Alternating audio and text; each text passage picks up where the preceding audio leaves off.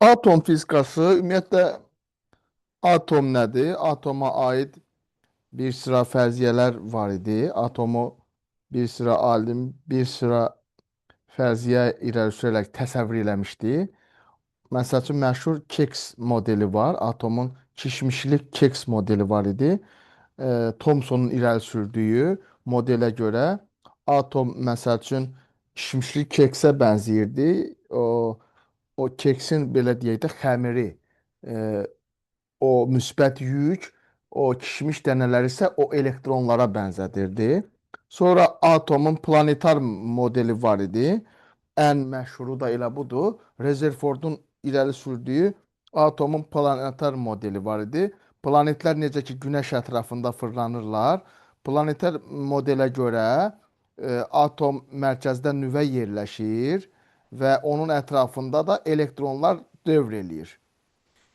Bu model belədir və bir də bu nüvənin tərkibində də proton və neytronlar var idi.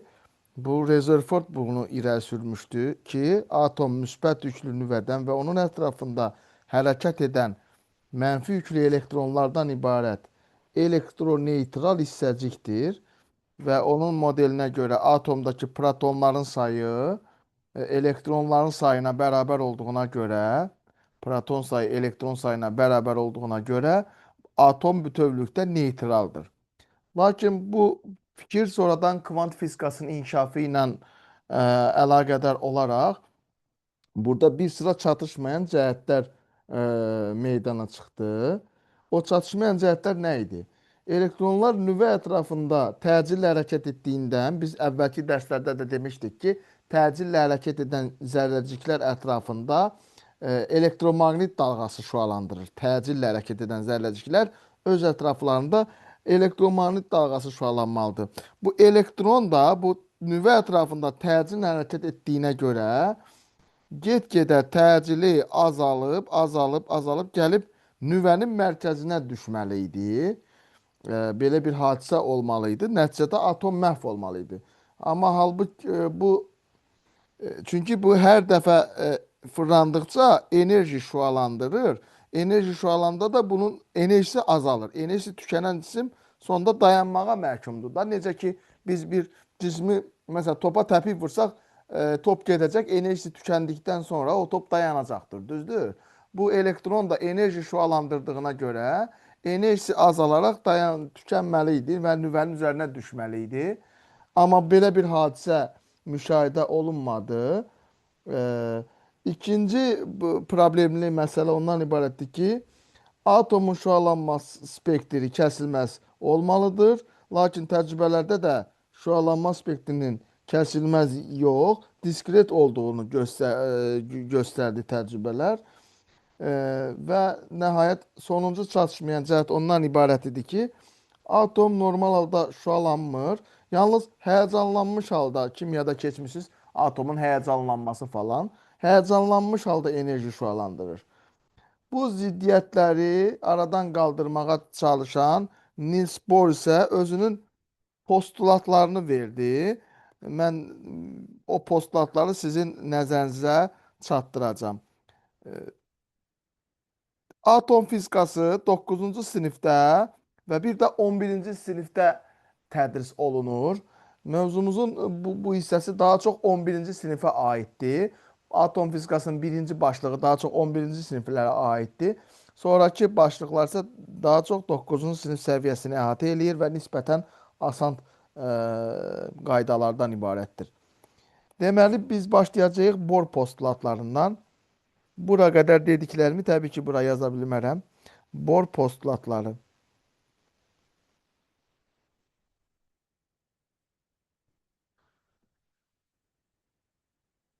Bohrun birinci postulatına görə atomlar hər biri müəyyən Y1, Y2, Y3 və s. enerji hallarında ola bilər. Bunlara stasionar hal deyirlər, dayanıqlı hal deyirlər və ya kvant halı deyirlər. Stasionar halda olanda atom nə enerji şüalandırmır, nə də enerji udmur. Yəni atom Y1, Y2 enerji səviyyəsində ola bilər və bu enerji səviyyəsində atom nə enerji şüalandırmır, nə də enerji udmur. Buna həm də stasionar hallar deyirlər. Bu birinci postulat. Yazaq ki, atom Y1, Y2, Y3 enerji səviyyələrində ola bilər. Enerji səviyyələrində ola bilər. Elektron bu səviyyələrdə yerini dəyişmədiyi sürəcə atom şüalandırmır. Nədə udmur? Baba bu birinci atom kimyada energetik səviyyələr keçmisiniz. SP falan bu energetik səviyyədir. Ta ki atom elektron birinci səviyyədə fırlanır özü üçün. Birinci səviyyəni dəyişməyib ikinci səviyyəyə keçməsə o enerji şüalandırmayacaq. Borun birinci postulatı odur. Və yaxud da axırıncı orbitdə, ta ki 7-ci səviyyədə fırlanır. Əgər 7-dən 6-ya keçməyibsə, o enerji şüalandıra bilməz. Nə də uda bilməz. Bu birinci postulat. İkinci postulatda deyir ki, atom müəyyən enerjili kvant şüalandırması və ya udulması zamanı baş verir. O zaman baş verir ki, bu şüalanma deyir. O bir stasionardan digərinə keçsin. Atom o zaman enerji şüalandırır ki, bak bayaq dediyim kimi, o bir stasionardan digərinə keçsin. İkinci postulat odur. Yazaq bura ki, bir stasionar haldan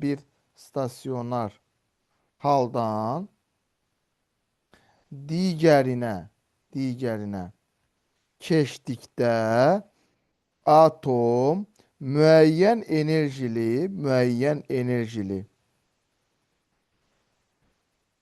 kvantı ya şüalandırır və ya udur. Bax belə. Həmən o udulan və ya şüalanan fotonun enerjisi, kvantın enerjisi. Bax bu düsturdan hesablanır. Bax bu düstur sizə vacib lazım olacaq. Deməli H nü bərabərdir. YK çıxılsın YN. Burada K və N nömrələrdir. 1, 2, 3, 4, 5, 6 və s. Stasionar halın nömrələridir. Stasionar halların nömrələridir. Yazaq bura. Stasionar halların nömrələri ya da enerji səviyyələrinin nömrələridir.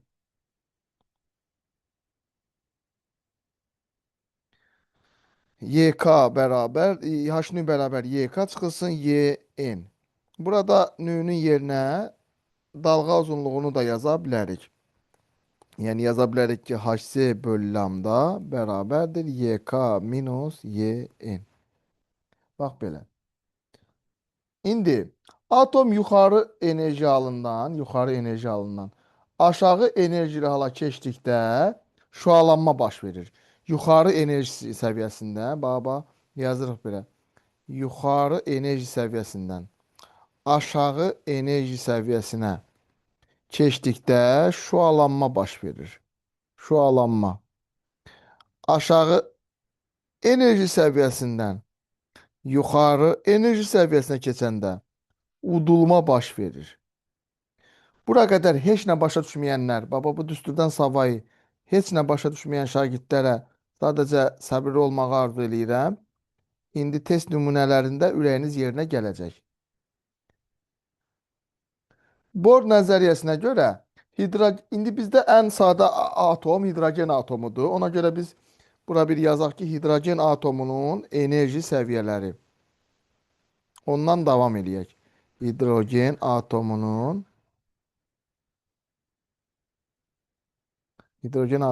enerji səviyyələri.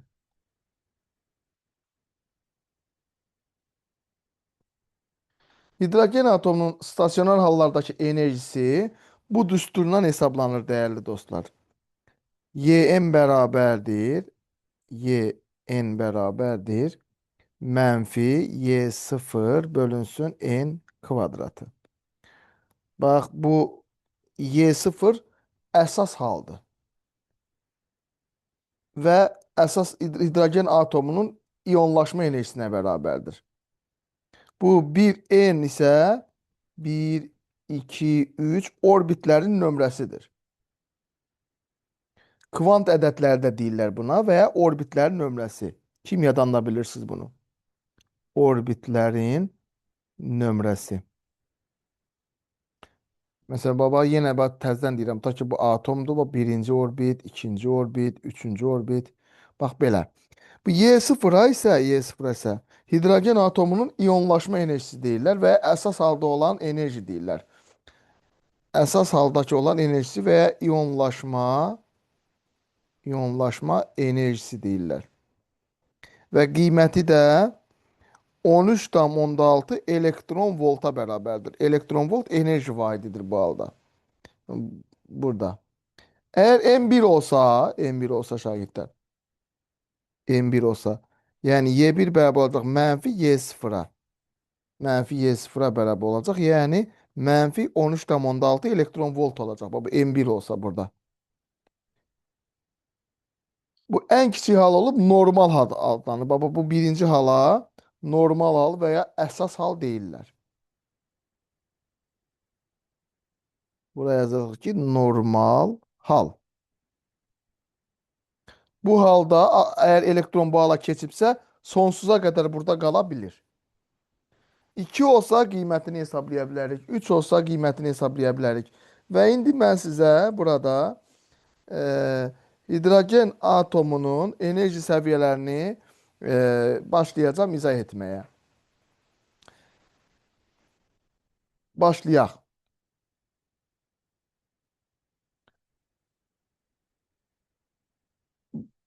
Bu enerji oxudu dəyərli şagirdlər. Bu enerji oxudu. Buraya yazaq Y özdə elektron voltla. Bu da səviyyələrdir. Baxın bu birinci səviyyə.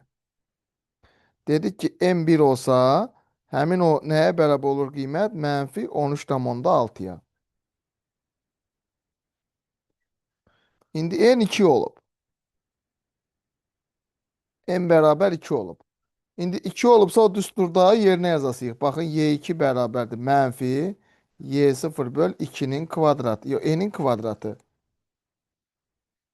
Mənə biraz kömək eləyin. 13,6 böl 2-nin kvadratı. Yəni biz 13,6-nı biz böləcəyik 4-ə. 13,6-nı 2-nin kvadratına böləcəyik. Bu eləyəcək mənfi 3,4. Bu ikinci səviyyədəki enerjidir. İyonlaşma enerjisidir. Keçirik 3-ə. 3 olanda mənfi 13,6-nı 3-ün kvadratına böləcəyik. Yəni 9-a böləcəyik. Bu da təqribən eləyəcək mənfi 1,51. Sonra biraz da 4-ə keçək. N olsun 4. İndi 4-cü səviyyədə mənfi 13,6-nı böləcəyik 4-ün kvadratına, yəni 16-ya. Mənfi 0,85 elektron volt. 5-ci səviyyəndə yazaq. Onunla da hidrogen atomunun enerji səviyyəsini yekunlaşdıraq. Digər məsələlərdən danışaq. N-ə yazırıq 5. 5 olduğu sürəcə mənfi 13,6-nı böləcəyik 25-ə. Mənfi 0,54 də bu elədir. Belə. İndi mənfi 0 bu yuxarı bu 5-ci, 4-cü bunlar yuxarı enerji səviyyələri adlanır. Aşağılar isə aşağı enerji səviyyələri adlanır. İndi bayaq dedik ki, yuxarı enerji səviyyəsindən aşağı enerji səviyyəsinə keçid etdikdə şüalanma baş verir. Yox, daha doğrusu belə deyək, yuxarı enerji səviyyəsindən aşağı enerji səviyyəsinə keçdikdə şüalanma baş verir.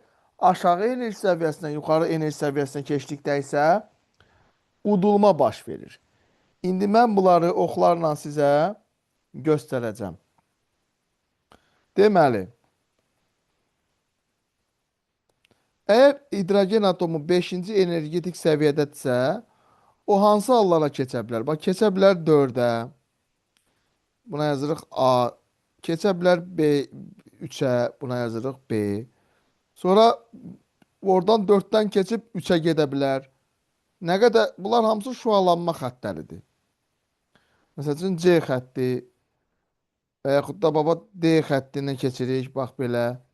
Bax deməli yuxarı enerji səviyyəsindən aşağı enerji səviyyəsinə keçər. En səviyyədə olan atomun şüalandırdığı müxtəlif enerjilərin sayını bu düsturdan hesablaya bilərik. Baxın. Buradan düsturun adını yazaq ki, buradan keçid eləyək. Elə bax, bu qrafikdən bax keçid eləyirik bu tərəfə. Yazıram ki, səviyyədə olan eninci səviyyədə olan atomun şüalandırdığı müxtəlif kvantların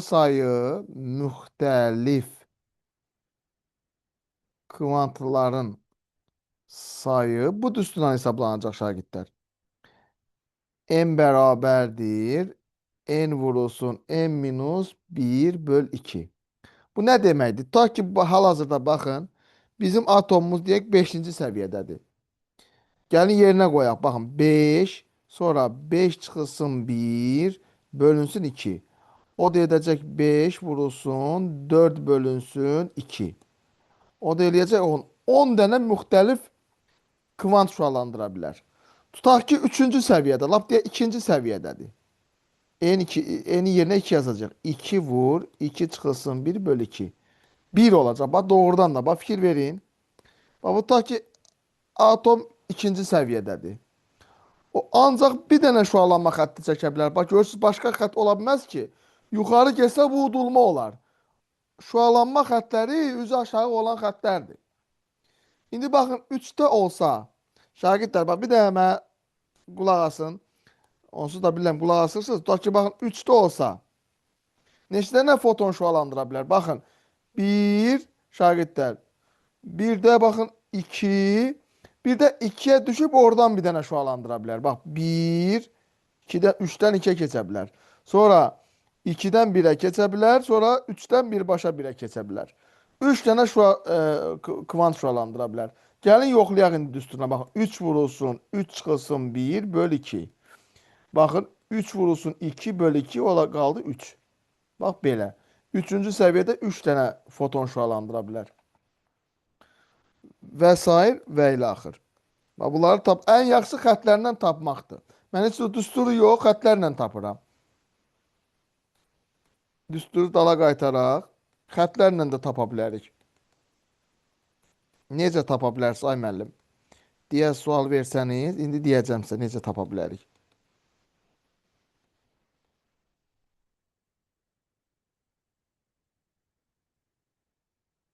Məsəl üçün, tutaq ki, atom 4-cü enerji səviyyəsindədir. Gəlin sayaq. 4-dən hara düşə bilər şagirdlər? Şüalandırması üçün 3-ə gedə bilər. Sonra 3-dən düşüb 2-yə gedə bilər. 2-dən 1-ə gedə bilər. Sonra 4-dən birbaşa 1-ə gedə bilər.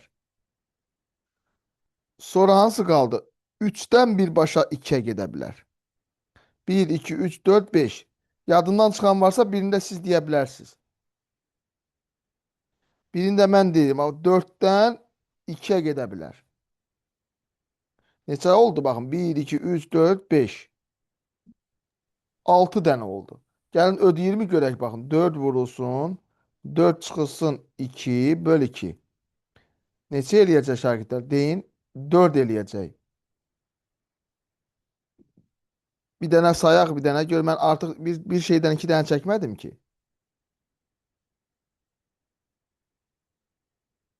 1 bu 3-ə keçib 3-dən gedə bilər. 3-dən 2-yə gedə bilər. 4 vurulsun 2 böl 2. 4 dənə olmalıdır. Mən birini artıq çəkdim. Hansını artıq çəkdim onu bilmirəm. Bir dənədən bir şəkildən 2 dənə çəkmişik ola bilsin. Nəysə, bu belə. Bu düsturla da taparsınız. Yenə də deyirəm. Şəkillə də çəkə bilərsiniz. Burada mən böyük ehtimal ki, hansındansa 2 dənə çəkdim. Ona görə biz düz saya bilmədik. İndi mən sizə nə izah eləmək istəyirəm? Tutaq ki, atom N'inci səviyyədədir. K-cı səviyyəyə keçmək üçün hansılar ola bilər? Onları izah eləyəcəm sizə. Tutaq ki, atom deyək ki, K deyək 2, 3, 4-dürsə, birinci səviyyəyə keçid eləyə bilər. 2-dən, 3-dən, 4-dən birinci səviyyəyə keçid eləyə bilər. O keçidləri mən sizə izah eləyəcəm. Amma yenə də əvvəla bunu bu udulma xəttlərinin uzunluğu ilə bağlı bir neçə qeydləri eləyək, sonra onlardan izah eləyərik. Yenə bu səviyyəni təzədən çəkirəm. Atomun energetik səviyyələrini çəkirəm.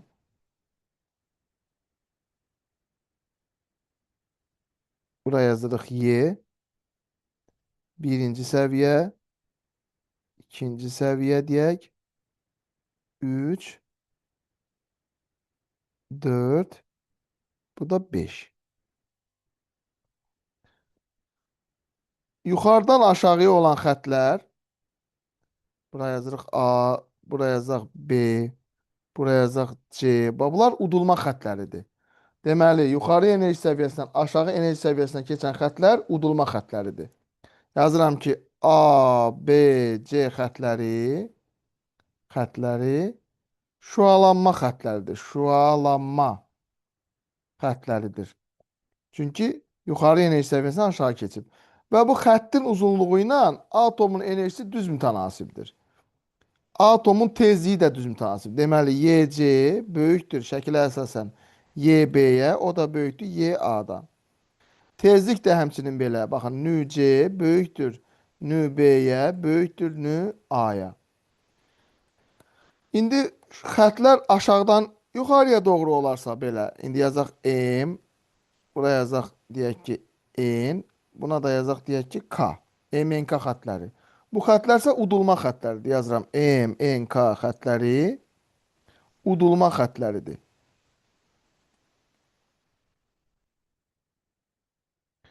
Burada da yenə həmin qaydada tezlik və enerji düz asılıdır. Ən böyük xətt burada N-dir. YN böyükdür YM-dən. O da böyükdür YK-dan. Tezlik də həmçinin YM böyükdür YM-dən. O da böyükdür YK-dan. Dalğa uzunluğu ilə tezlik tərs asılı olduğuna görə dalğa uzunluğu xəttin uzunluğu ilə tərs asılı olacaq. Xəttin uzunluğu ilə tərs asılı olacaq. Yəni, belə deyək də, lambda C kiçikdir lambda B, o da kiçikdir lambda A-ya. Bu şəkil üçün. Burada da belə olacaq. Lambda N kiçikdir lambda M-dən, o da kiçikdir lambda K-dan. Deməli, dalğa uzunluğu tərs, tezliyi ilə isə düz asıdır xəttin uzunluğu.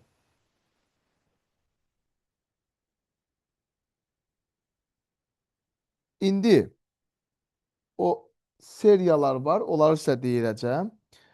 Şagirdlər birinci səviyyəyə hardan keçid edə bilər? 2-dən, 3-dən, 4-dən və s. Düzdürmü?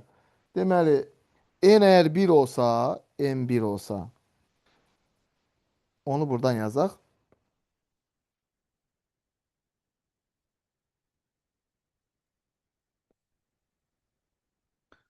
Birinci keçiddən birinci səviyyəyə keçmək üçün K ən azı olmalıdır 2, 3, 4, 5, 6 və s.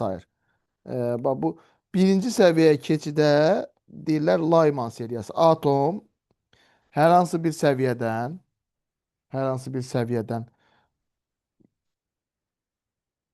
birinci səviyyəyə keçid edibsə,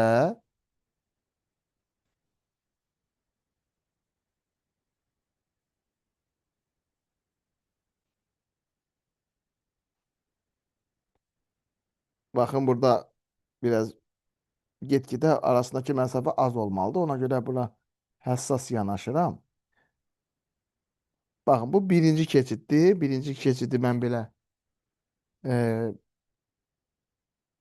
xətt deyirəm. Qalın, bura. Birinci keçid buradır. Qoy bilinsin ki, atom birinci səviyyəyə keçid eləyir.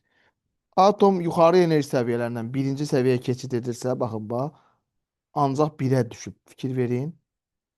Ancaq birə keçid. Bu birinci keçidlə bağlı keçidlər adlanır şagirdlər Layman seriyası. Layman seriyası. 2-dən Layman seriyası üçün olmalıdır. Baxın, Y2-dən 1-ə keçməlidir. Y3-dən 1-ə keçməlidir. Y4-dən 1-ə keçməlidir. Axırı 1 ilə qurtarırsa, bu Layman seriyası adlanır və bu zaman hansı şüa deyim şüalanır? Ultra bənövşəyi işıq şüalanır. Bu zaman ultra bənövşəyi işıq şüalanır. Ultra bənövşəyi. İndi N2 olarsa, N2 olarsa onda K neçə olmuş olacaq? 2-yə keçmək üçün məcburdur 3-dən keçməlidir, 4-dən keçməlidir, 5-dən keçməlidir və s.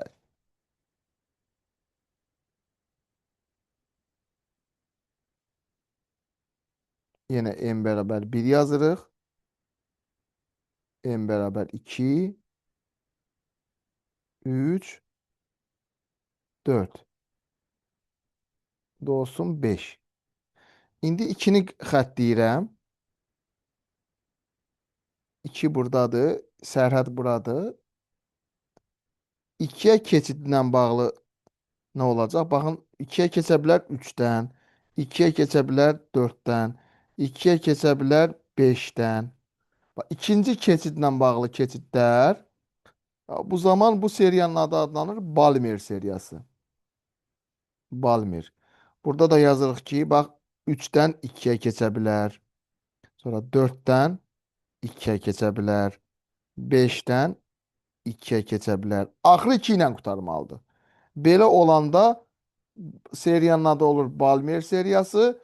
Bu zaman atomun şüalandırdığı işıq isə adlanır görünən işıq. Yəni 7 rəngdən birini göstərəcək. 7 rəng görünən işıq şüalandıracaq. Sizə sual verəcək ki, hansı keçidlə bağlı keçid görünən işıqdır? Siz cavab verəsiniz ki, ikinci keçidlə bağlı keçid görünən işıqdır.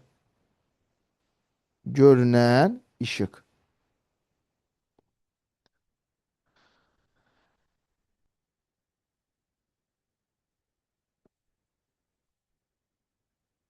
İndi tutaq ki, üçüncü keçidlə bağlı keçid nədir? Üçüncü keçidlə bağlı keçid. O da qeyd eləyək bura mütləq. Deməli, n indi 3 olmalıdır. Üçüncü keçid. N 3 olsa K olacaq 4, 5, 6 və s.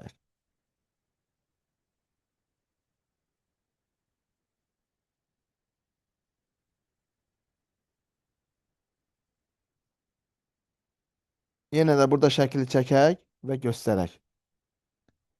N1, N2, N3, N4, M5 və nəhayət N6. İndi burada üçüncü keçidə keçid edir. Oranı bir sərhəddini göstərək. Üçüncü keçidlə bağlı keçidlərdir. O şəkillərdə çəkək. Belə, bu formada, bu formada. Bu zaman bu seriyanın adı adlanacaq Paşen seriyası. Üçüncü seriya ilə bağlı adlanır Paşen seriyası. Layman, Balmer və Paşen seriyası. Üçüncü keçid. Bu zaman şüalanan rənglər infraqırmızıdır.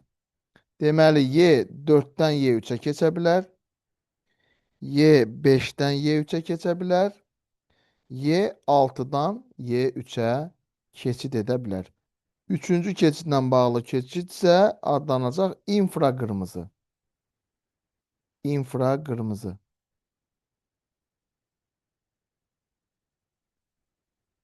Topuldakı bütün suallar görünən işıqla bağlıdır. Yəni ikinci keçidlə bağlıdır. Belə, biz birinci mövzunu izah etmiş olduq.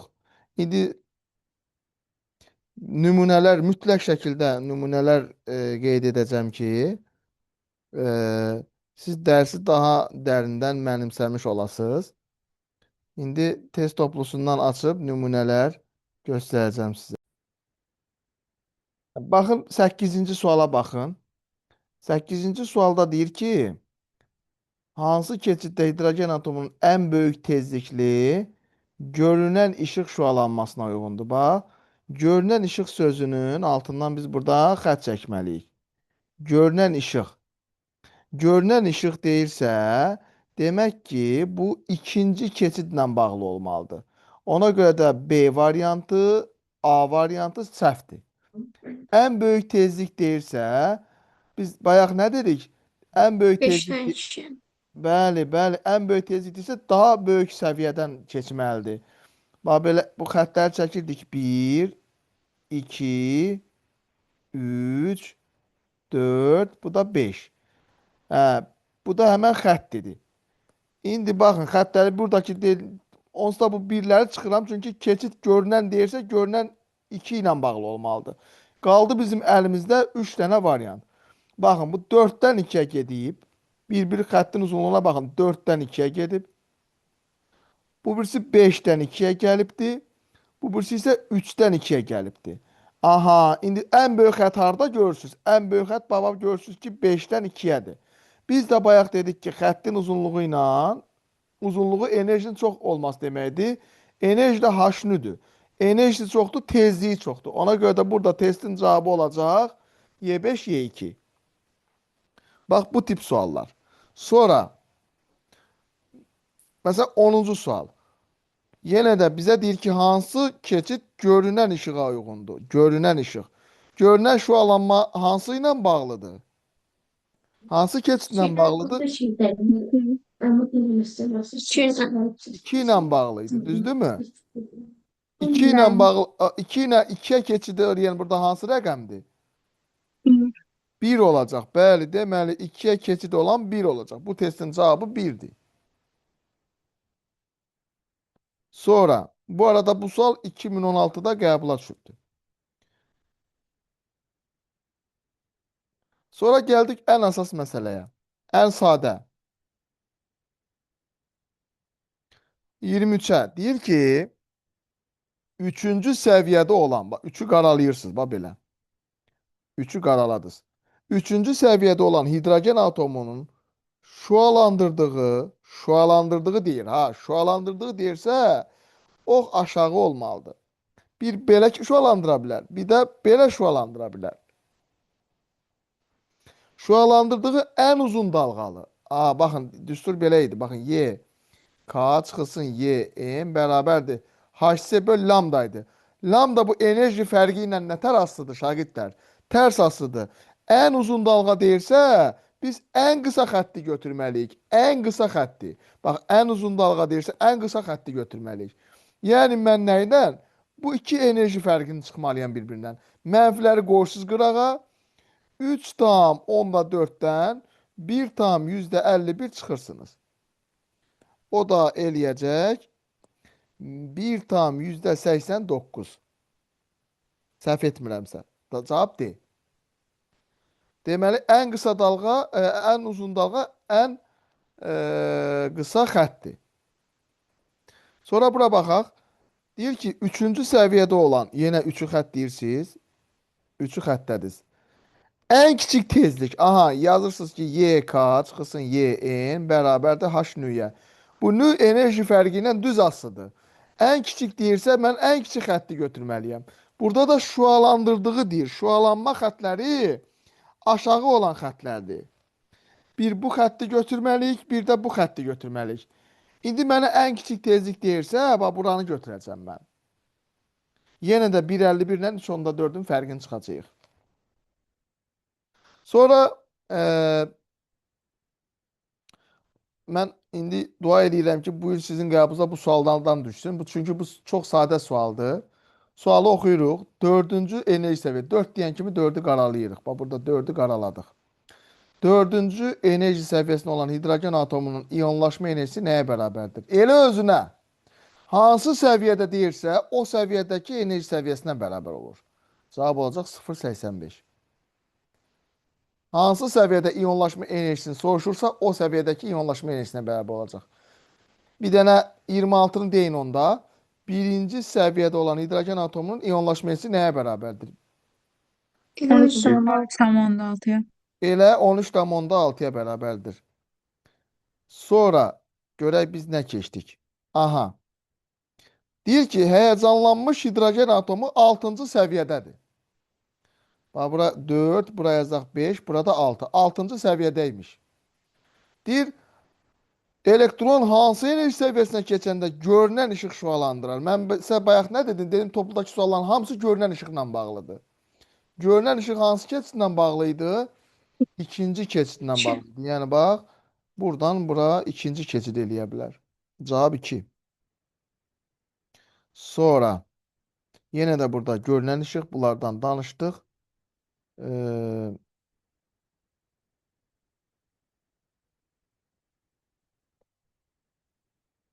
Bir dənə buna baxın, 51-ə.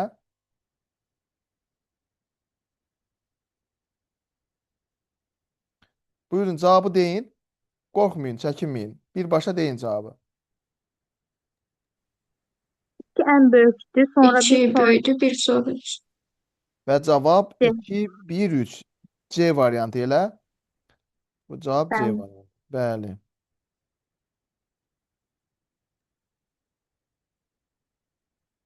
50-ni deyin.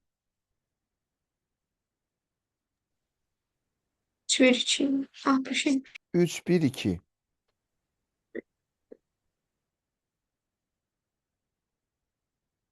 İndi gələn dəfə lazerləri keçəcəm və atom nüvəsinin tərkibini keçəndən sonra bu başlığı verəcəm.